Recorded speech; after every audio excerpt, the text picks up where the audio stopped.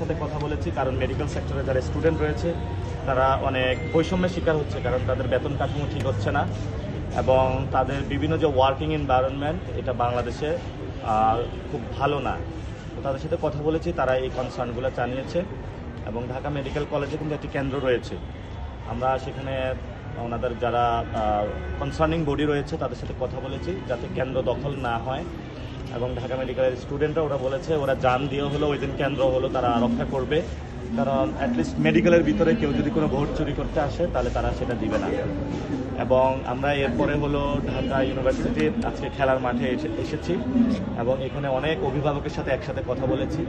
সবাই আমাদেরকে এটা আশ্বস্ত করেছে যে যেহেতু আমি ঢাকা ইউনিভার্সিটিতে ছিলাম এবং এই মাঠেরই সন্তান, তো তারা বলেছে আমাদের সন্তানকে আমরা ভোট দিব, আমাদের ভাইদেরকে আমরা ভোট দিব এবং আমি তাদের কাছে অনেক ব্যাপক সাড়া পেয়েছি।